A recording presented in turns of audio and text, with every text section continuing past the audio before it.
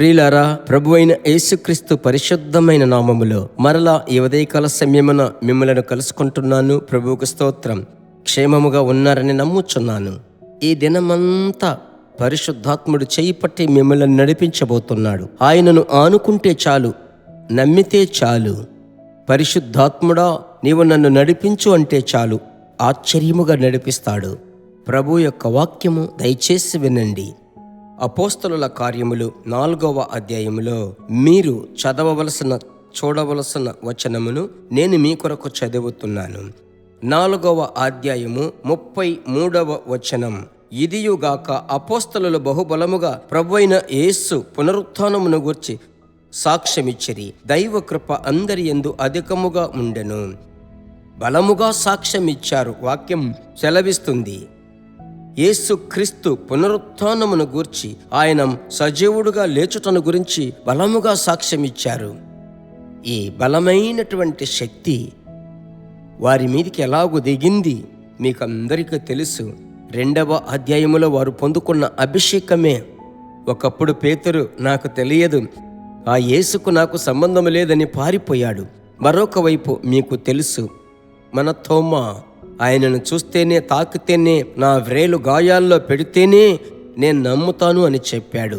మిగిలిన వారంతా ఎక్కడ పడితే అక్కడ తప్పించుకుంటే చాలని పారిపోయారు. అయితే ఆ అపోస్తలుల కార్యములు 2వ అధ్యాయములో వారు పొందుకున్న అభిషేకము తరువాత వారి జీవిత విధానమే మారిపోయింది. వాక్యము సెలవిస్తుంది, వారు బహుబలముగా సాక్ష్యమిచ్చారు. వారందరి మీద దైవ కృప సంపూర్ణముగా. క్రైస్తవ జీవిత విజయ రహస్యం కృప. ఆ కృప సాధారణ కృప కాదు, అది పరిపూర్ణ కృప. ఆ కృప మీలో ఉంది.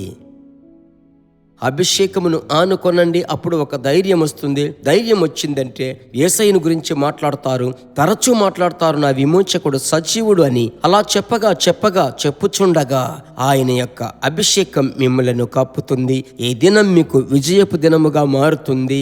రాత్రి పడుకునే ముందు ఆ దినాన్ని తిరిగి చూస్తే దేవుడు ఎంతో కృపగా నడిపించాడే అని మీరు ప్రభువుకు కృతజ్ఞత చెల్లిస్తారు. ఈ వాక్యము ప్రకారం ప్రార్థించుదామా? మా పరిశుద్ధమైన మంచి దేవా, ఆ రోజు అపోస్తలులు మీ పునరుత్థానమును గూర్చి బలముగా సాక్ష్యమిచ్చారే.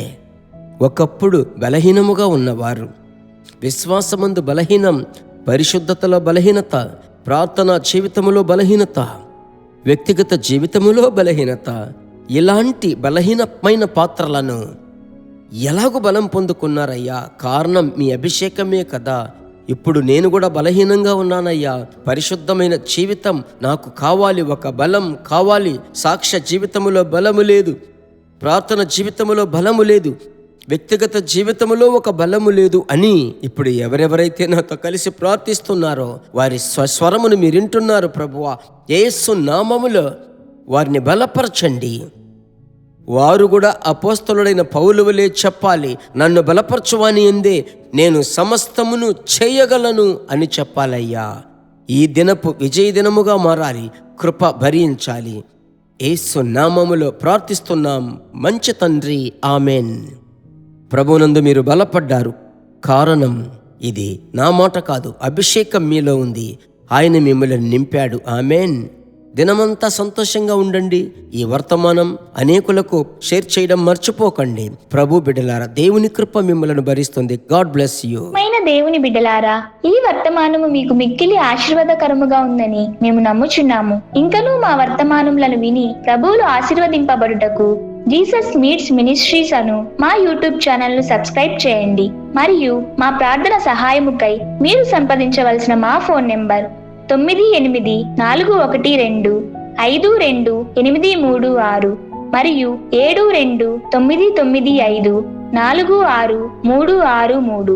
Email gpsrobinson@hotmail.com. ప్రభు మిమ్మును ఆశీర్వదించునుగాక.